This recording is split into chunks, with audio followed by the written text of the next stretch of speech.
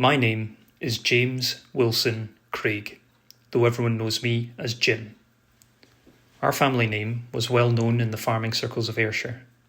We worked Homeston Farm, just outside of Ayr, but we also ran the weekly livestock market at a place once called Town Head in the centre of town. The area always carried the distinct smells of the market, mixed with the pungent stench of the tannery and the abattoir. For us in farming, it was just part of the landscape, and these were the sights, sounds, and smells of my future, as I was to follow in the footsteps of my forefathers.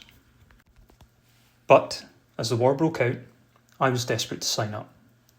My father, well on in his career, wanted me to stay at home and help with the running of the family business during these difficult times.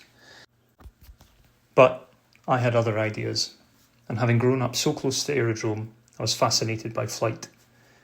The Royal Air Force held a strong draw for me, but I knew my father wouldn't have that. I got round this by claiming I'd be joining the volunteer reserves, which were unlikely to see action anytime soon. Little did he know that the VRs were being drafted into frontline service with the RAF. Still, I had to get his written permission, which I wasn't convinced he would do. I got past this stumbling block by taking him a stack of paperwork for signing one evening whilst he was particularly exhausted. As per usual, he signed his name on each paper, but this time he unwittingly signed off on my release into the RAF Volunteer Reserves. Soon after, I found myself part of Bomber Command, initially flying Wellingtons with the newly formed 405 Squadron alongside Canadian airmen. Weeks after we were formed, I was flying raids over mainland Europe as a pilot. I survived all of my missions, but in July 1941, whilst bombing the dry docks of Brest in France, we were attacked by German fighters, causing extensive damage and a fire on board. It was touch and go, but we managed to nurse the old girl back across the channel before ditching into the sea, just west of Plymouth. When I looked around, I could account for everyone, except for one, Big George, my Canadian rear gunner. He was nowhere to be seen.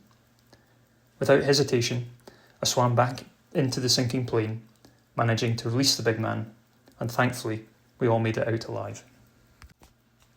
I went on to receive a commission to the rank of pilot officer on March the 16th, 1942.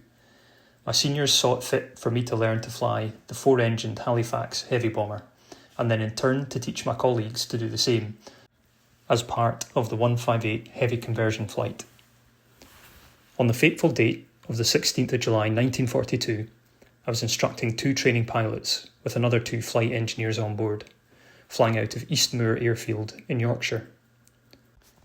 We were returning to base after an uneventful flight when Pilot Officer John Withy, at the controls, overshot his turn to line up with the runway, and in trying to correct the mistake, put the Halifax into a steep, banked stall. Despite my experience, there's nothing I could do but watch as we clipped the chimney of Cornborough Villa and crashed into a nearby paddock at 11:37 a.m.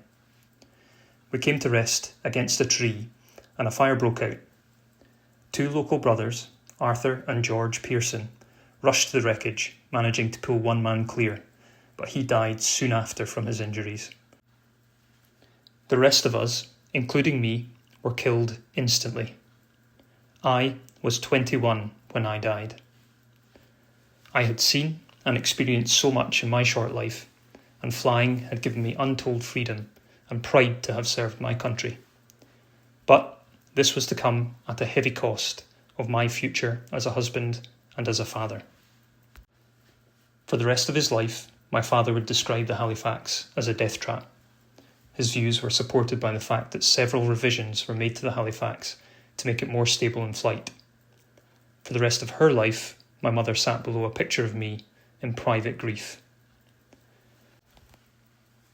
My death put an end to any chance of my brother Mike joining up, and he was immediately put to work on the land to avoid conscription. I don't blame my father for this. A farmer was just as vital as a serviceman.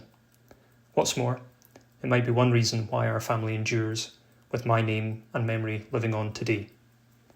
As for Big George, well, I'll let him tell his story.